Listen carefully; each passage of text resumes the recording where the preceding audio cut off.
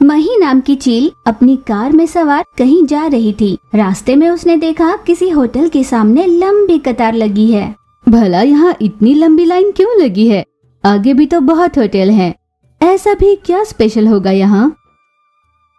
ये सोचती हुई वो कार से बाहर निकली।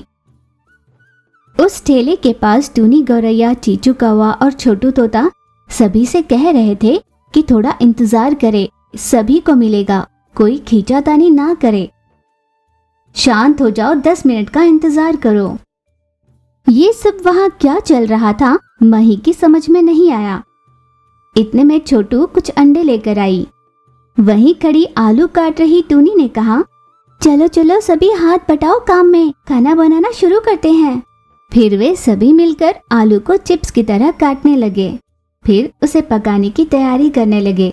चीचू ने गैस का चूल्हा जलाया और कढ़ाई में तेल डाला। तेल जैसे ही गर्म हो गया, उसमें आलू डाले गए और उसे फ्राई किया गया। उसी में कुछ देर बाद उन्होंने अंडे फोड़कर डाले। कुछ 10 मिनट तक उसे अच्छे से पकाया। वो ऑमलेट जैसा बन गया। फिर उस बने हुए ऑमलेट को टुकड़ों में काटकर प्लेट में परोसा गया। यूं सभी प्लेटों को तैयार कर वहां पर खाने आए ग्राहकों को पैसे के बदले प्लेट्स दे रहे थे। मही ने भी वहां पर आकर उस ऑमलेट को चखा। उसे उसका स्वाद बहुत पसंद आया। अरे वाह, ये ऑमलेट तो बहुत ज्यादा स्वादिष्ट है। लगता है इस गांव का स्पेशल है ये। यूं मही ने ऑमलेट की खूब तारीफ की। उसे मजे लेकर खाया और पैसे देते हुए उसने कहा, आज के पहले मैंने कभी भी इतना स्वादिष्ट ऑमलेट नहीं खाया था। इसे सुबह के नाश्ते की तरह खाते हैं, ये बात मुझे अभी पता चली। इसी वजह से यहाँ पर इतनी लंबी कतार लगी है। ये जानकर मुझे बहुत आश्चर्य हुआ। इतना मजेदार स्वादिष्ट नाश्ता मैंने कभी नहीं खाया। ये लीजिए, पैसे रख लीजिए। यूं पैसे देकर खूब तारीफ कर चील वहाँ से वापस लौटी। वे सभी तारीफ से खुश हो गए। दोपहर हो चली थी। उन्होंने अपना होटल बंद किया और अंदर बैठकर बात कर रहे थे। आज तो अपनी बहुत कमाई हुई है, चलो इसे आपस में बराबर बांट लेते हैं। फिर उन तीनों ने गिनती कर पैसों को आपस में बराबर बांट लिया। भगवान करे हमारा ये व्यापार ऐसा ही चलता रहे। यूं मन ही मन सोचकर उन तीनों ने एक साथ कुछ पैसे रख दिए।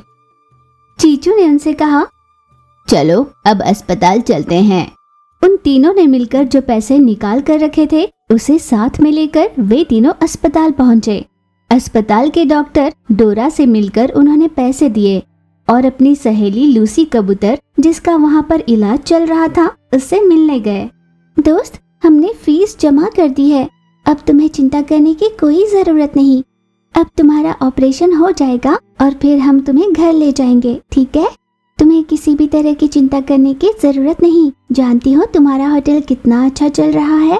तुम जो करना चाहती थी ना, वो हम सब ने मिलकर कर दिया है। यूं लूसी की हिम्मत बांधने की कोशिश करने लगी थी टूनी। दोस्तों, तुम सभी मेरे सच्चे दोस्त हो। मुझ जैसी अकेली जिसका दुनिया में कोई नहीं था। मैंने सोचा मैं तो मर ही जाऊंगी, पर मेरी बीमारी के बारे में जानकर तुम सब ने मिलकर मुझे अस्पताल में दाखिल किया। अब मैं खुद के लिए नहीं, तुम सबका ऋण चुकाने के लिए जिंदा रहना चाहती हूँ। ये कहकर भावुक होकर लूसी रोने लगी। तुम्हें घबराने की कोई जरूरत नहीं, हम हैं ना तुम्हारे साथ।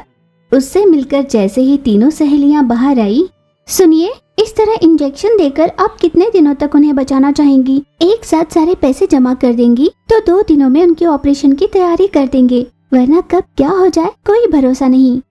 सभी डॉक्टर से सहमत हुए। फिर अपने घर लौटकर तीनों इसी विषय में बात करने लगे।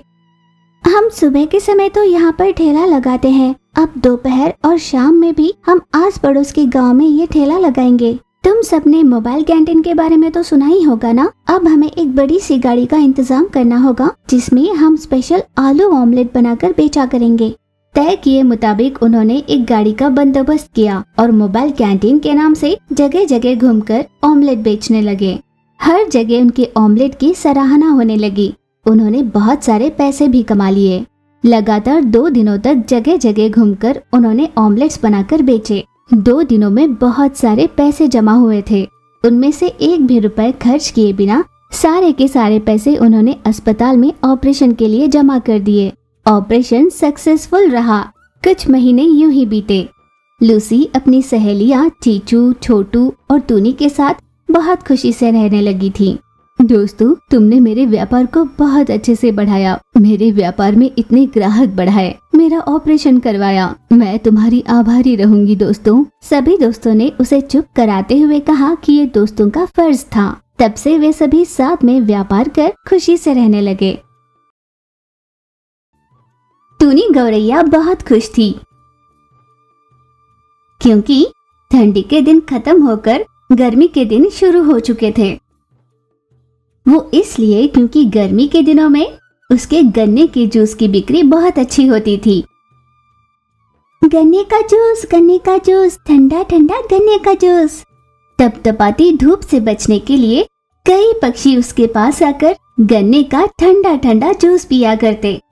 जब हर रोज की तरह पेड़ के नीचे खड़ी टूनी गौरैया गन्ने का रस निकाल रही थी, तब अचानक उसी पेड़ से लूसी कबूतर का एक नन्हा सा बच्चा मशीन पर गिर पड़ा। हाय मेरा बच्चा, मैं क्या करूं? जोर जोर से वो रोने लगी थी। टूनी की समझ में ना आया कि वो क्या करे। हे भगवान, ये क्या हो गया? अपने बच्चे को खोई लूसी कबूतर, इसने मेरे बच्चे की जान ले ली।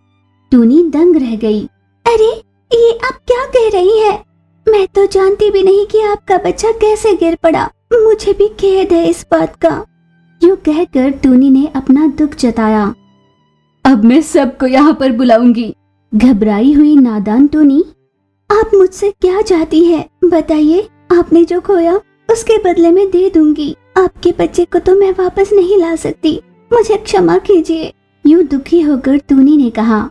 उसकी बात सुन लूसी बोली, अगर ऐसा है तो तुम यहाँ पर जितने दिन भी रहोगी हमें मुफ्त में गन्ने का रस देना होगा। टूनी गौरैया उसे मानते हुए बोली, ठीक है, आप जैसा कहे। उस दिन से लूसी कबूतर हर दिन टूनी के पास मुफ्त में गन्ने का रस पीने लगी। यूं ही 6 महीने बीत चुके। 6 महीने बाद टूनी ने तय किया कि वो अपना ये ठेला बंद करेगी। वो इसलिए क्योंकि गर्मी के दिन खत्म हो चुके थे। पिछले 2 दिनों से लूसी उसके पास रस पीने नहीं आई थी। क्या हुआ होगा? पिछले 2 दिनों से लूसी यहाँ पर नहीं आई। वो ठीक तो होगी ना?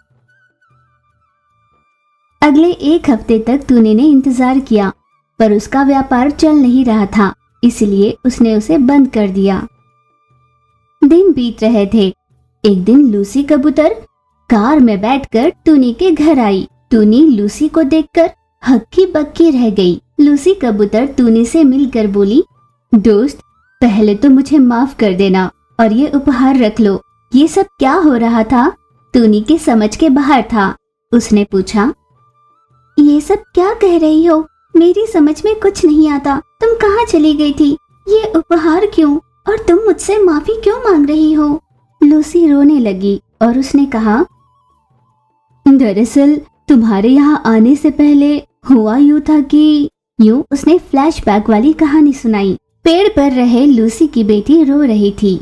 माँ, बहुत भूख लगी है और दीदी यूं कमजोर होकर पड़ी हुई है। मुझे डर है कि दीदी को कुछ हो न जाए। माँ, मुझे भी बहुत भूख लगी है। माँ, बेटा, मैं क्या करूं? कहीं भी आहार नहीं मिल पा रहा। गर्मी के दिन है ना, हर जगह सूखा पड़ा है। तुम दोनों को कहीं दूर साथ में ले भी नहीं जा सकती। जब हम दोनों यूं बात कर रहे थे तो मेरी बीमार बेटी ने जोर से चिल्लाकर कहा, माँ, मैं जा रही हूँ। माँ, ये कहते हुए वो जोर से चिल्लाई और चल बसी।